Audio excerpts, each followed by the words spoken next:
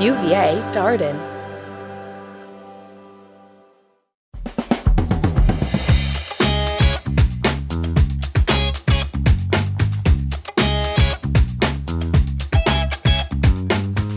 Good Disruption, a lively discussion between UVA Darden School of Business professors Yael Grushka-Cocaine and Mike Lennox on cutting-edge technologies and practices that are challenging the status quo.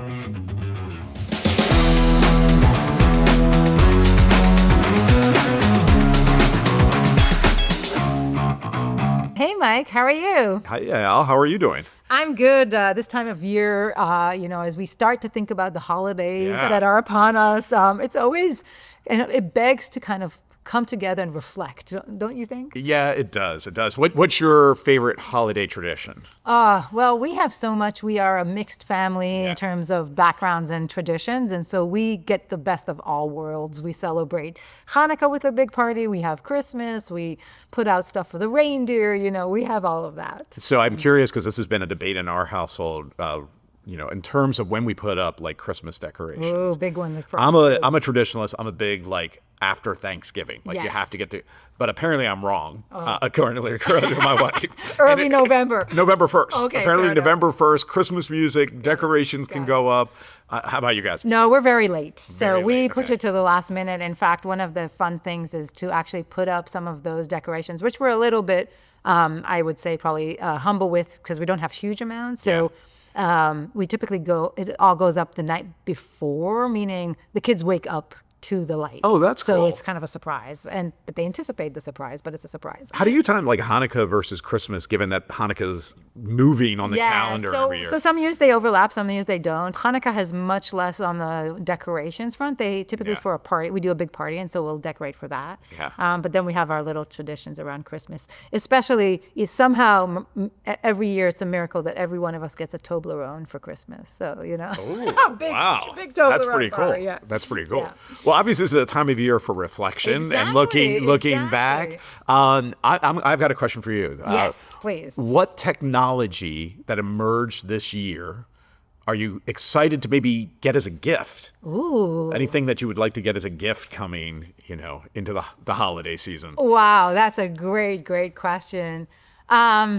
I've been a lot more in touch with my wearables this year. While we haven't quite done an episode, although I think we should. Yeah. I did take a move and buy myself a watch, but I think that there's more out there. I'm also really kind of enjoying some of my exercising and You're a big runner. I'm a big runner, Yeah. and I'm getting more into it, but also at this age, weightlifting and all that fun stuff. Yeah. And so I think that there's a lot there that I can invest in my gym and invest in some of the kind of tracking technology and so on. So I'm excited about the innovation in that space. I'm not sure, what's the latest, ski machine or exactly, what Mira or one of Right. those things. That exactly. would be cool. Exactly. That would exactly. be cool. My gym at home is in a great state, and I love going down to my gym, and I really indulge in it. So kind of sprucing that up a bit is really what my hope is for the new year and for the holidays. Very cool. Yeah. Very cool. Yeah. What about you? They just came out with the Switch 2 this summer, but I'm not really a gamer. Neither am I. Yeah, but I'm like, maybe I should get one, but I'm probably not. The humanoid robots that we've talked about in the past. Okay. I don't think I need one, but if you're gifting it to me, if you're looking for a gift for me, that would be pretty cool. Maybe somebody to help out in the office, or somebody who could help with I didn't think about the office. I was thinking more at home. But yeah. I'm not sure. We've talked about those before. If we're maybe still a humanoid robot to sit in your classes, to take attendance. Maybe that's where things are grading. going. Okay. Yeah, that's good. We can put some of that stuff off to the robot. Exactly. Well, I'm sure that you're just waiting for the day that you can buy your own autonomous vehicle, but that's. I mean, look, they're largely autonomous as is. I mean, we're getting pretty close on that one there. But I enjoy driving, so I don't know. I love the tech, as you know, but I'm not sure, I'm going to rue the day when I don't get to actually drive the car anymore. Well, I miss my old stick shift, so I'm also a sucker for the old technology. But I thought, one fun stuff that we've been doing, an episode that we've been doing every year is kind of reflecting on the year that we had, revisiting some of those technologies and how maybe our opinion has even changed in the few months since we recorded. And maybe we can kind of start to think with our listeners a little bit about what's coming and what might be interesting to talk about in 2026. Yeah. Awesome. Okay, so what have we done this year? What Well, do you so we'll go remember? back to, humanoid robots again. Oh, yes. And I think the one thing I would reflect on there is this still seems a long way off to me. And what's been fascinating is looking at things like Tesla's valuation. If you look at their valuation, it's hard to justify it without there being this massive boom in humanoid robot adoption. Yes. Again, I think we're still in that early part of the S curve here. So we'll see, but it seems like it's still a ways off to me. My question about those and the humanoid robots and where it's headed, how does that conversation intersect with anything related to energy? Like I hear a lot about the energy concern related to data centers and the LLMs, right? When we talk, and we'll talk a little bit about our latest episode about LLMs. So the energy concern is a big one. But when we talk about these humanoid robots, if we are to start to see more use cases and more applications, is it also going to require us to rethink how we power them, the battery situation, a little bit like we did with cars? I think it's an interesting question, but if you look at like the last 100 years, in many ways, we've been electrifying human work for a while. Yes. Like whether it's a washing machine, right? Yes, Or fair a dishwasher machine. Like this is replacing human labor. Yes. The dryer machine, instead of having to hang everything on a clothesline. We still like to hang everything. Oh, do you? Yeah, Okay. we do. We don't like what the dryer does to our clothes, but Right. that's an aside. Yes. And then of course there's like, Roomba and these already, Yes. vacuums that we have. So I think it will just be a continuation of taking human labor and replacing it with a electricity generated Right. or powered device. At the same time, I'm not sure these are going to be big energy consumers. So maybe on that front, it's more of a linear, continued kind of linear increase versus maybe something like a data center, or data centers, plural, that kind of alludes to more of an exponential kind of growth in the needs that it puts on our energy sources. Maybe, even with data centers, not to get too optimistic here, they're already starting to emphasize efficiency in a way that we might be able to generate the same amount of compute with far less electricity. And I don't think we're there yet. I think there's a long learning curve still to move down, but it's obviously attracted a lot of attention now. So we'll see. We'll see if the electrical needs for humanoid robots ends up breaking the grid. Fair enough. So at the time when we recorded that episode, which was a while ago, after our conversation with Professor Frank Lee, we both concluded, I believe, that it's a good disruption. Yeah. Any change in your opinion about that? Not at this point. Again, I think this is one of those that I could have been tempted to say, like, this is still pretty far on the future, despite all the efforts that are going there. I think we'll see a lot of niche, specialty adoption. I feel pretty optimistic that we'll be able to keep this one under control. Interesting. I think I'm still in the good space in terms of that, but I might be on the fence with no disruption at all. To your point, maybe it just feels very natural to continue to replace human labor with these robots, and maybe this is just the next stage of it, and it doesn't feel as huge of a step, as disruptive, because it's kind of gradual. But again, I might be mistaken. Well, and again, on this podcast, we always like to remind people these more technical way of thinking about disruption is about how it restructures markets. Yes. And whether this will, really fundamentally restructure markets or not, I think is an open question. Okay, beautiful. And so maybe I'll use that opportunity to segue into talking about digital twins, which was our next episode. And we hosted one of our own faculty here, Sam Levy here. I think you said no disruption. And I embarrassingly, I think that you never called me out on the fact that I didn't actually What's make your a call. answer?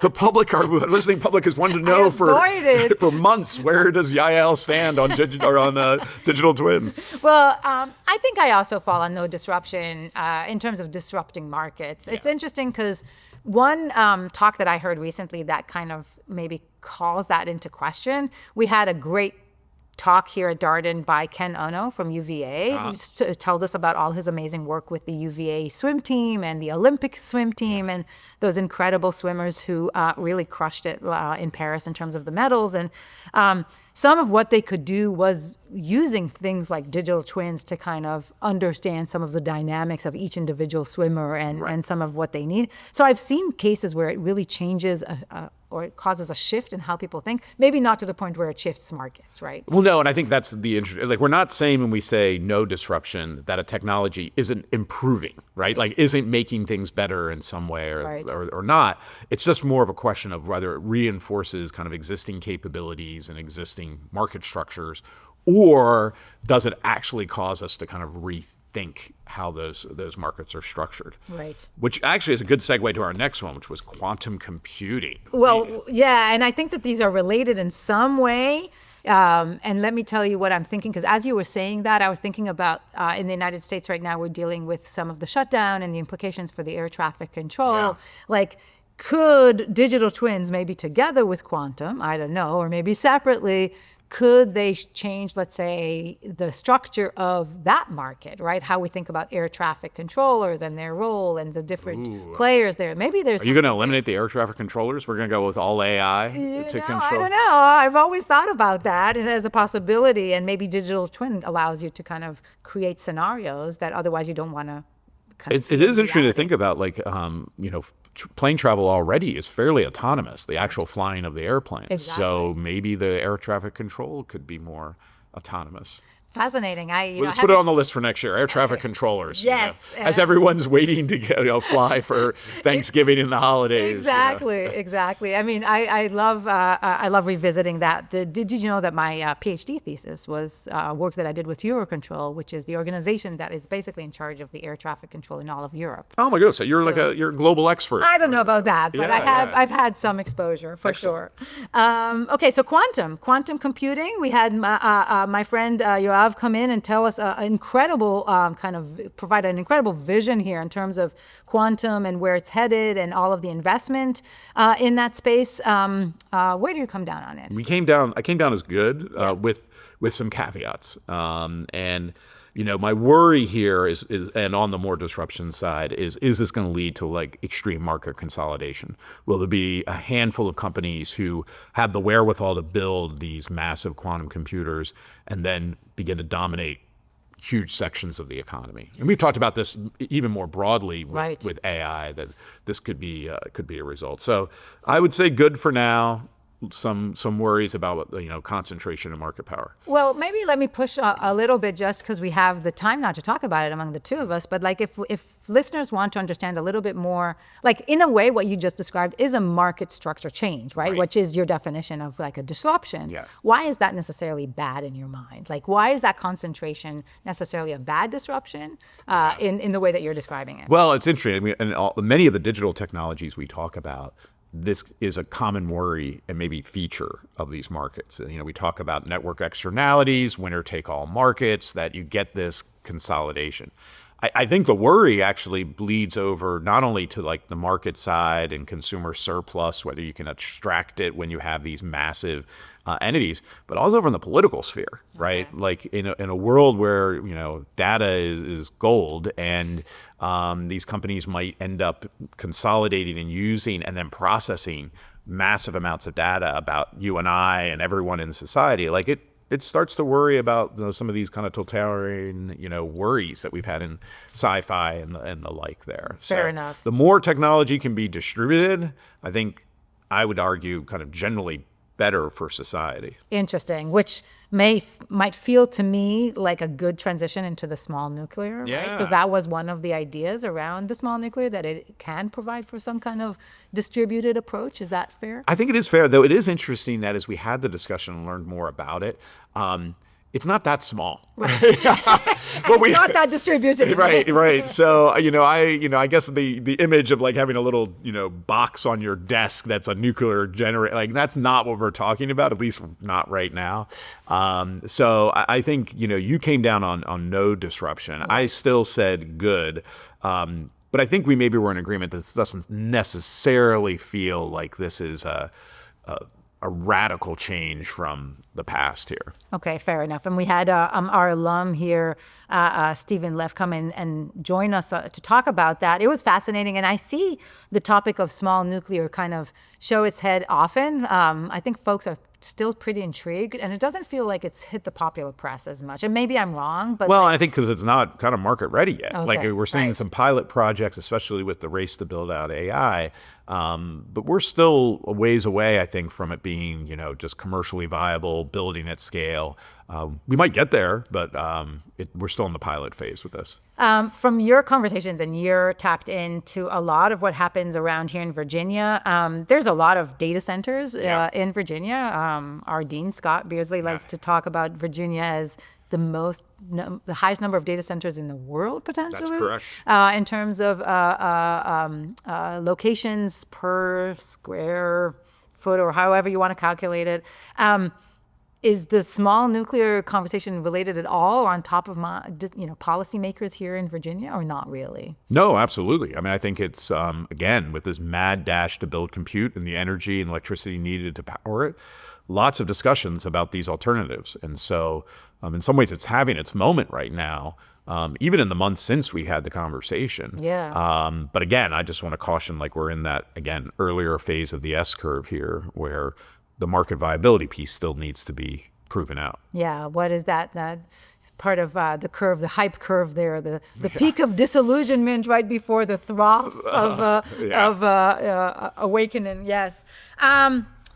Okay. So after small nuclear, we did talk about GLP-1s. Yes. Okay. That was a great topic. We got a lot of people interested to think more about this as a disruption. Yeah. Have you thought about it since we recorded with Dr. Chabra? Well, look, I was looking over our year, and I realized, as always, I'm like the optimist, and I either am good and on a couple occasions no, but I didn't actually say bad for anything this year, which I'm kind of embarrassed. I'm kind of embarrassed by that. But at the same time, I went into this one, probably my predisposition was bad disruption.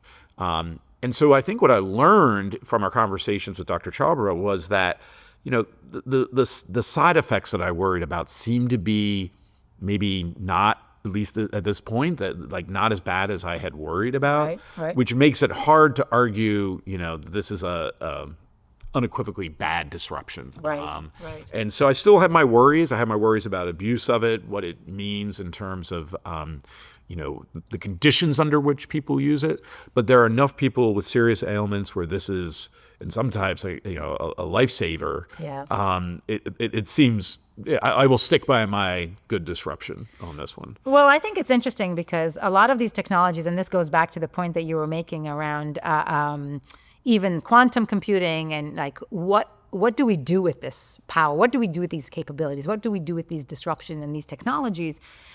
So there's a few things with the GLP-1s, both in terms of who's prescribing them and who's consuming them, and how do we put in place mechanisms to make sure that it's more for the good and as for the bad. Yeah. And there's also a really strong social component, and we've seen it since that episode has aired. Around that time, I think the whole sequence of ads came out with Serena Williams and her involvement, and I think that there was a big debate around that her role in promoting the use of it, and I can see that that's on people's mind. They're flipping between good and bad. They can't quite decide if this is a disruption that is being used in the right way that it's intended or not. Understanding the positives and what it can provide for individuals who need it. But I definitely fall in that this seems to be a disruption in that technical way we were talking about it. This is having impacts on a whole variety of industries, including the health and fitness and wellness industry, clearly on various aspects of the healthcare industry and drug discovery industry. Yes. Even things like, I imagine, like beauty and cosmetic, this seems to be having an interesting impact across a wide variety of sectors. And there are companies in adjacent areas that are having to kind of respond to it. Right. So. Right. Interesting. And of course, it's also, like we said before, disruptions quickly become political, right? Yeah. The price being debated, and this is stuff that, the government is involved in. So it's really fascinating to watch. Yeah. Drones. We moved to drones. This is when we disagreed, which is always good. It's always healthy when we disagree. Oh, yeah, you like it? I do. We need to find more polarizing. So you were bad, and yet again, I was good. Have you rethought your bad disruption? Oh, if anything, I'm even more convinced about that. Yeah, I not only did I make the mistake of watching the movie The Gorge, but but I just think I'm really fearful of what on the warfare aspect, and I just don't see as many positive use cases, and yet I think it is transformative. Like I think it's a huge disruption. I think it can completely change markets and industry when it comes to that. And I'm fearful about the implications. Yeah, and I think maybe we're probably more aligned than I originally was suggesting there, because I do think from the commercial side, I can see it as a good disruption. It's hard to see like some serious negative, really negative on the agriculture side. Right. Or even like, drone delivery and things. These are adding to the portfolio. Could disrupt the markets in kind of interesting ways because of the ease of that last mile delivery, which is a big issue in the retail sector and the like. But I can't deny that on the military side and the use of these in warfare, it's scary. It's scary, and it is fundamentally transforming the way we do that. And I think, that could have some real negative repercussions. And I think it's already happening, right? Yeah. Like I know that it's already happening. Right. Yeah.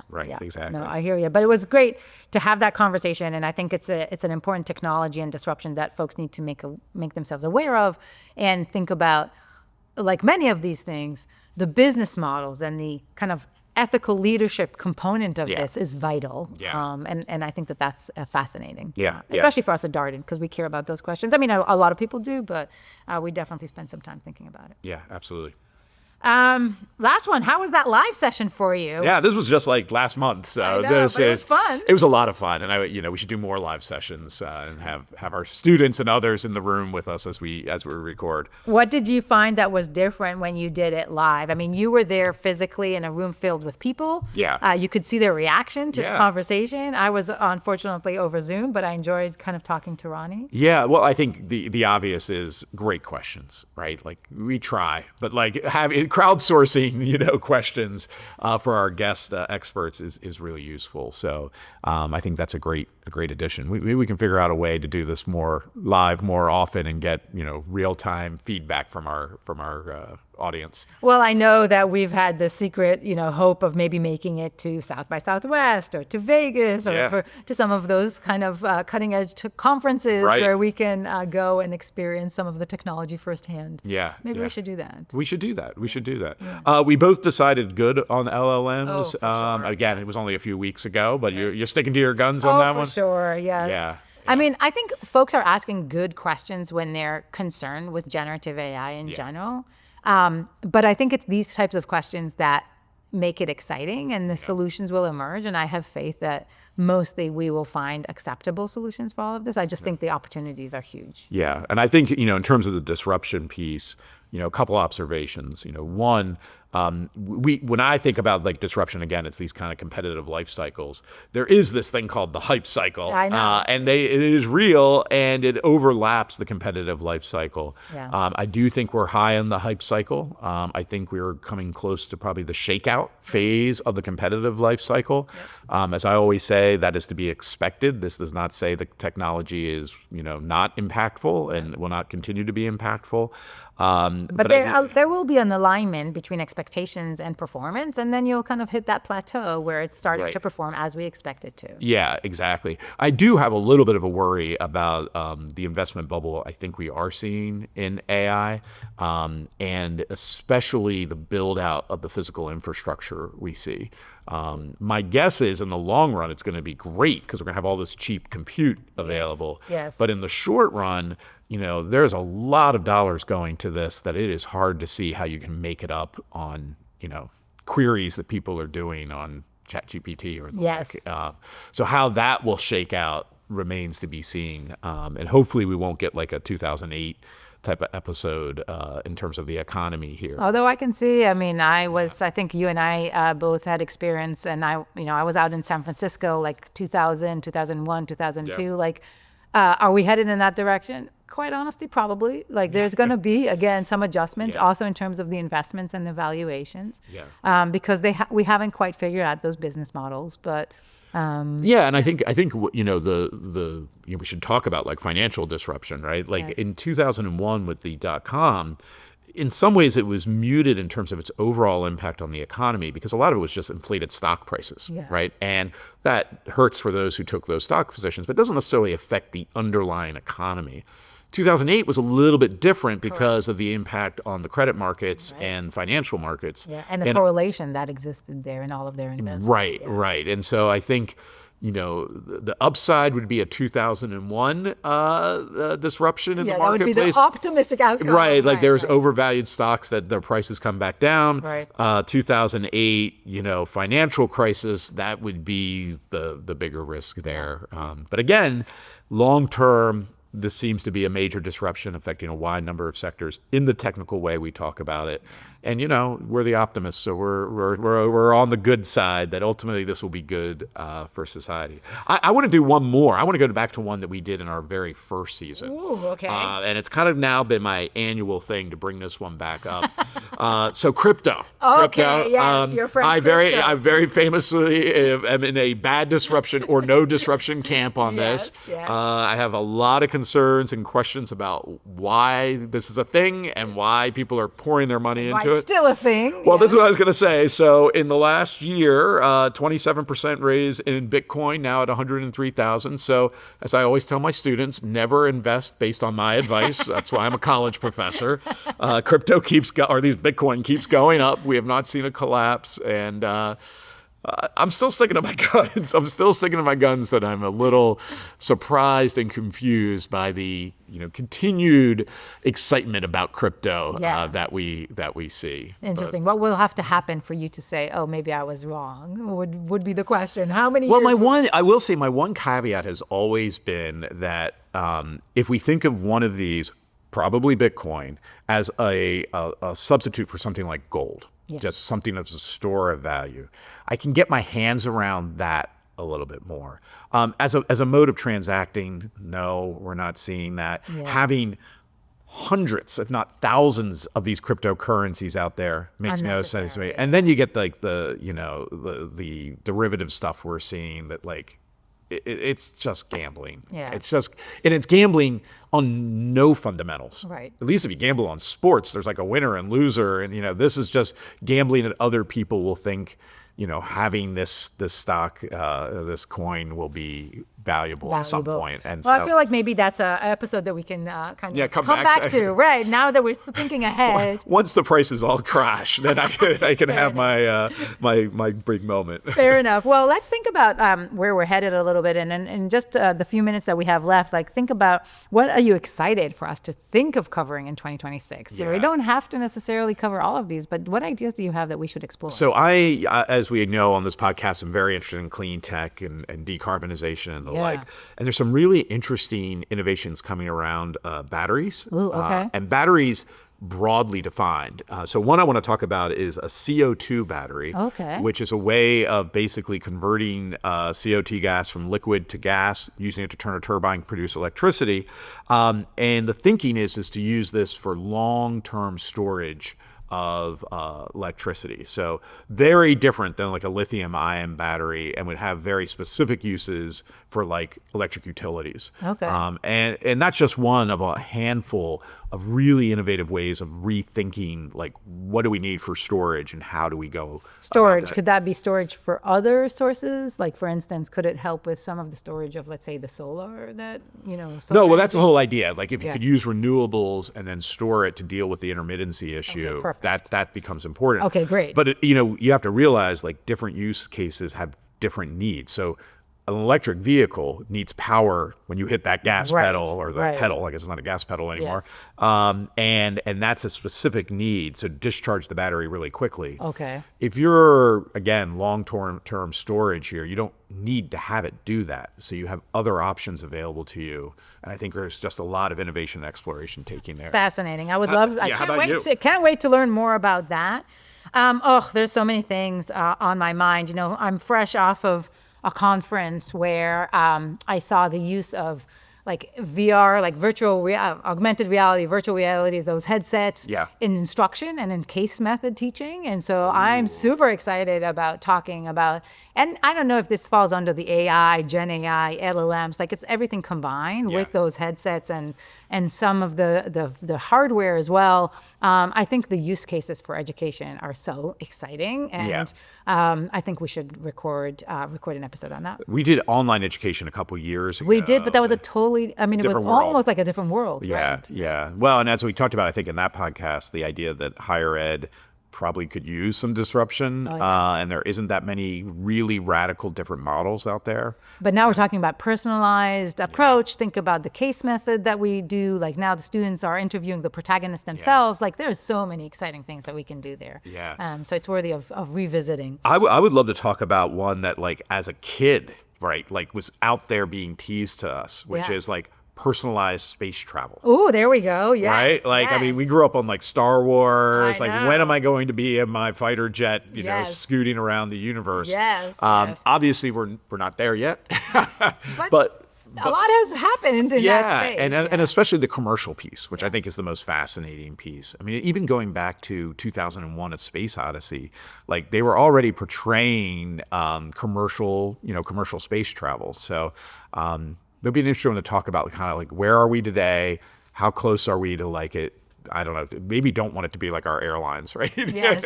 Maybe better than the airlines. Well, maybe we have to talk about that in the context of the airlines, knowing what we know about that business model, which is highly problematic, heavily investment intensive, and huge costs. And so it's very hard for airlines to survive the long term. Yeah. Banking, we've talked, I mean, you just mentioned crypto, but there's a lot going on in the banking sector. I believe the term is neobanking. Okay. So new players, new models that are kind of creating new, almost like a facade for individuals to interact with the bank instead of the traditional banks as we know them. So it might be interesting to think about that one too. Yeah, one more for us. We haven't talked about things like Starlink and other kind of low orbit satellites. Okay. And again, from a disruption standpoint, like, will this change the way we are able to access the internet and access technology? We're still fairly based on, terrestrial systems, whether it's cable or cellular. Yes.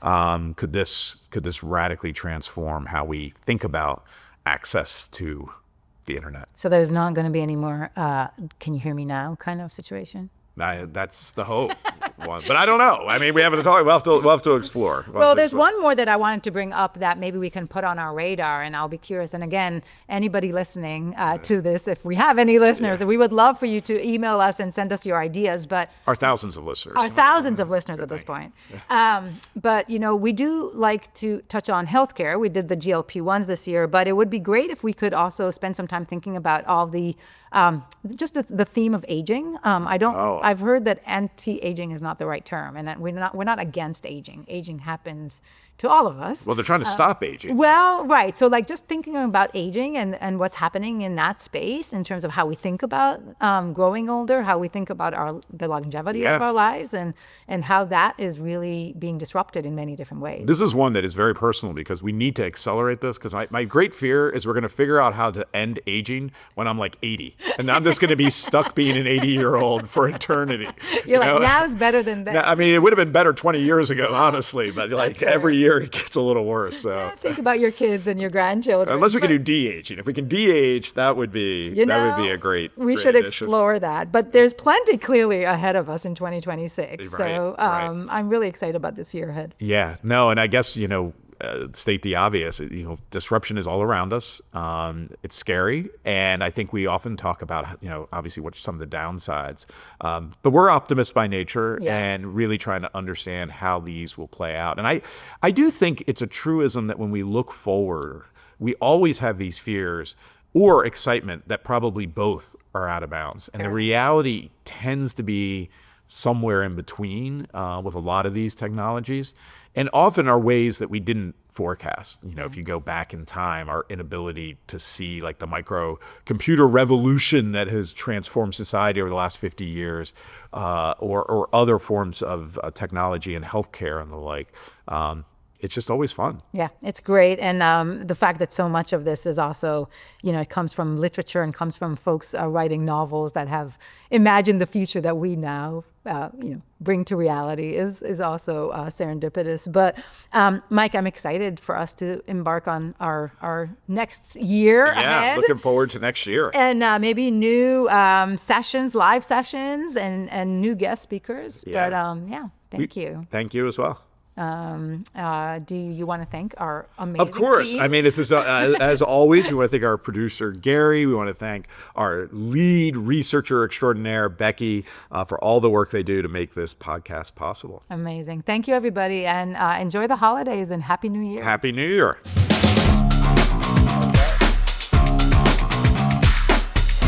Good Disruption is a podcast from the University of Virginia Darden School of Business. Darden.